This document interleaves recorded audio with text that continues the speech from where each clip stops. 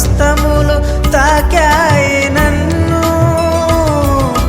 పశ్చాత్తాపము కలిగే నాలో, నేను పాపినని గ్రహించగానే నీ మేళ్లకు అలవాటయ్యి నీ పాదముల్ వదలకుంటిన్, నీ మేళ్లకు అలవాటయ్యి నీ పాదముల్ వదలకుంటిన్, నీకిష్టమైన దారి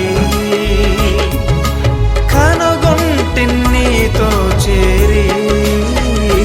యేసయ్యా యేసయ్యా యేసయ్యా